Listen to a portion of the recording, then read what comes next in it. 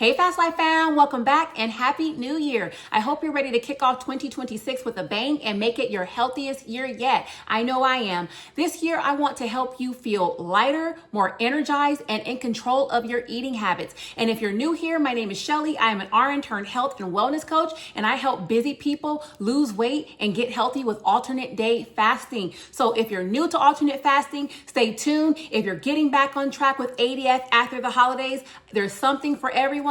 We're going to be going over a 4-week ADF challenge. So no matter where you are in your fasting journey, there's something for you. If you get any value from today's video, don't forget to hit that thumbs up, subscribe, and hit the notification bell to join the Fast Life community. And if you're seriously ready to take charge of your health this year, check out the links in the description box where you can get your very own copy of the Ultimate Alternate Day Fasting Guide, which I shared tips and strategies that I have personally used to get real results. And sign up for our free weekly email newsletter where I share weekly tips to help you stay more consistent with ADF. Really quickly before we dive in, alternate day fasting entails doing a 36-hour fast every other day. You may have even heard of true ADF, where your fasting schedule may vary from week to week because you're literally counting one day you eat, one day you don't, the next day you eat, the next day you don't, and so forth.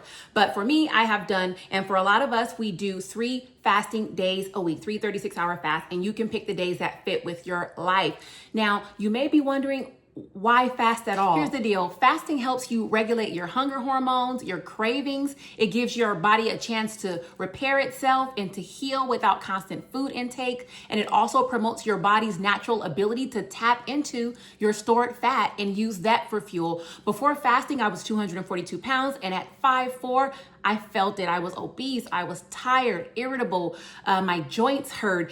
Doing the normal activities of just my daily life were so overwhelming, and fasting truly transformed my life. So if you're like I was at the beginning, you're at your wit's end, you've tried just about everything else, you're ready to throw in the towel, you're just hoping that something will stick, I really hope that you give ADF a chance, because it can be a real game changer. It can improve not only your health overall, help you lose weight, but also it can improve your energy, your focus. And what I love about ADF is that it's doable and it's even flexible, because you can choose how you fast, what days you fast. You can make it fit around your own life and your other obligations if you have those. And personally for me, it's been the only thing that has worked. I spent a majority of my adult life, especially going into my 30s, overweight for the past 8-9 years. And for the first time in a long time, I felt like I had control of my eating patterns. I saw the scale moving, I saw inches dropping, and my energy improving, inflammation and pain decreasing. So ADF really gave me my life back. I was able to get off of high blood pressure medications, and of course, we're all here. Most likely you want to shed those resistant extra pounds that you may be carrying like I was.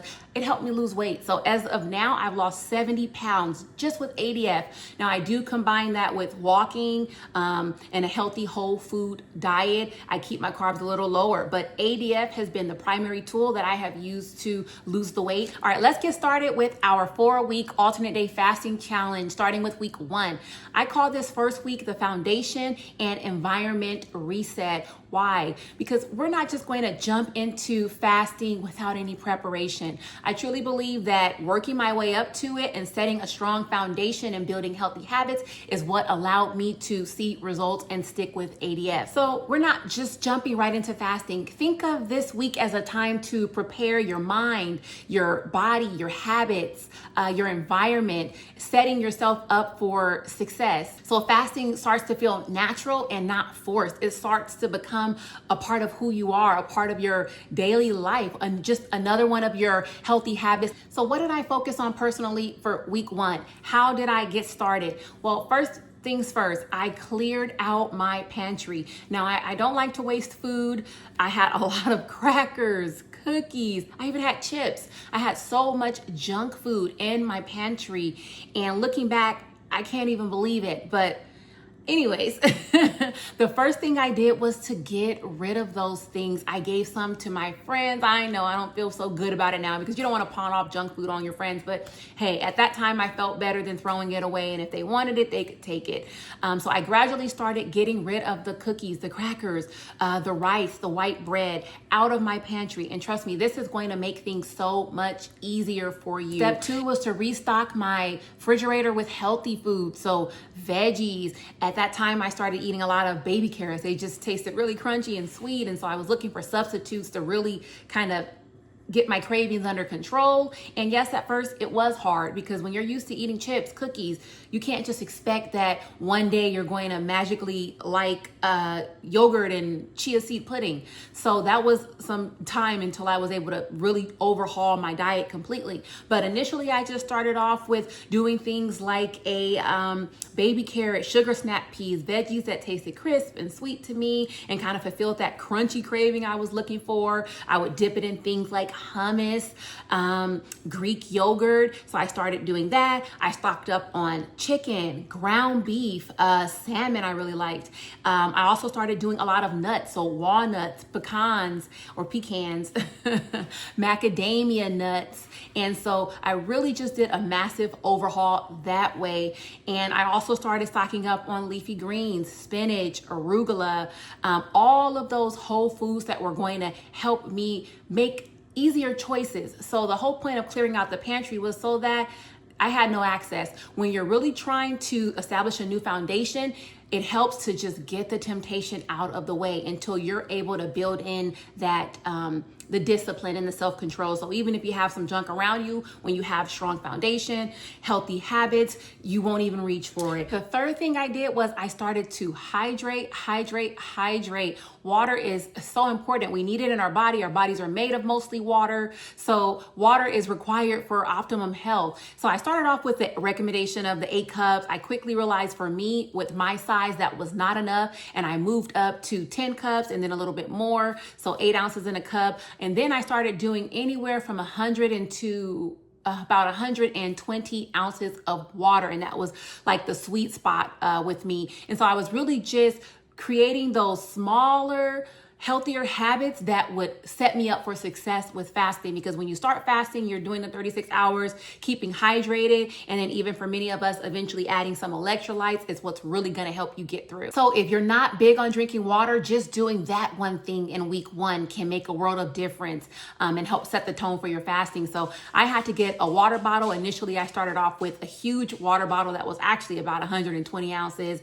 And then since then, I've switched it up. So I'll track the water bottles that I use. I have a 32 ounce one, and I'll have about 4 or 5 of those, give or take, along with my coffee and tea. But hydrating is, make that your job, especially that first week, so that your body becomes accustomed to that increased water intake. Because sometimes you'll feel hungry, okay? You know, fasting at first can be challenging as your body adjusts, but personally it gets easier, especially when you're hydrating, because a lot of times we think we're hungry and we're really thirsty. Another thing that I started to do was prioritize sleep.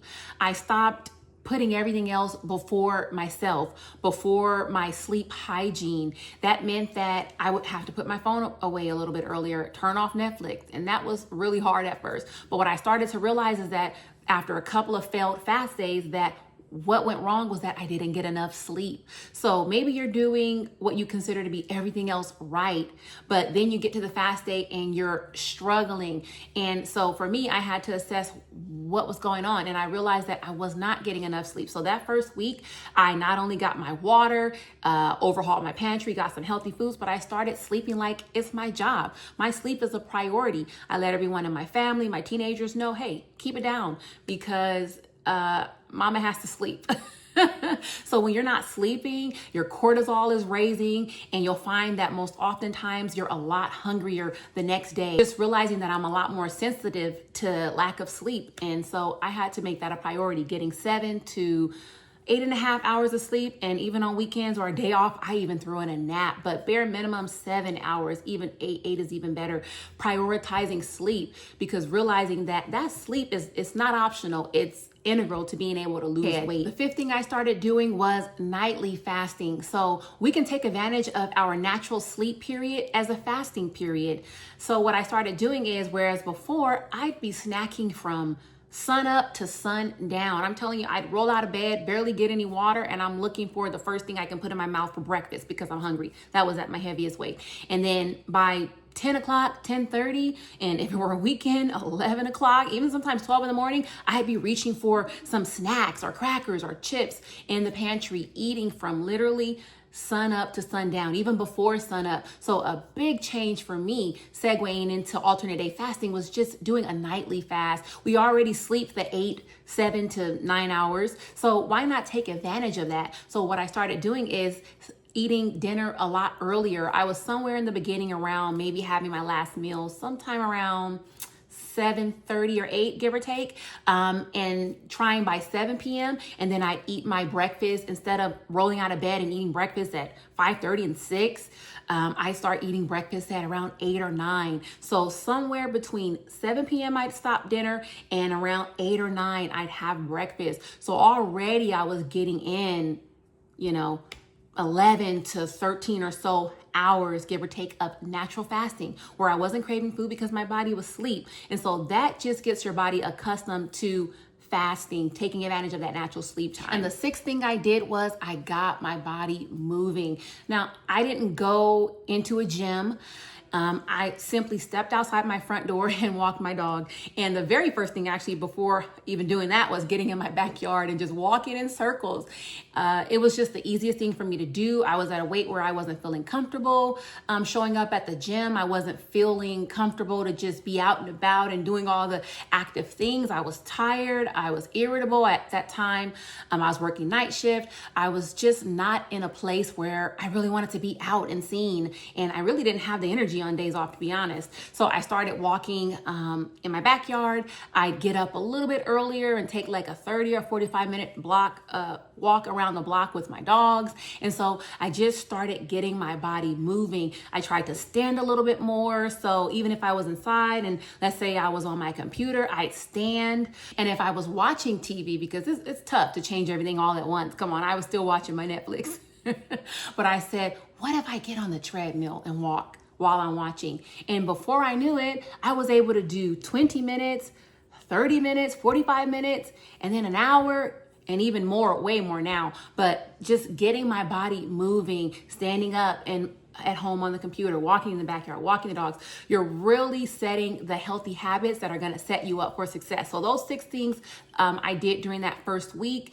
And again, you don't have to change everything all at once, but this 1 week is really your time to set that foundation, build the habits, and get your body accustomed to all the health practices that are going to make ADF possible and sustainable. And remember, this week is really about gaining momentum and establishing those healthy habits that are going to set you up for success with ADF later. So you don't have to be perfect. You just have to get started. Next video, we're stepping it up a bit. We'll talk about intermittent fasting and modified fasting so that you can get started with your fasting rhythm, as well as some ways that you can feel full, satisfied, and energized while doing it. So some things that you can do right now to take charge is look ahead. Look at your calendar. If you have a busy work week, you have friend and family engagements, simply look ahead and pick that first day that you want to have as your first week of fasting. And if you're getting back on track after the holidays, the same applies. Look ahead and set your date that you want to get back started. You can even use these ramp ups, whether you're a beginner or someone who's getting back at it.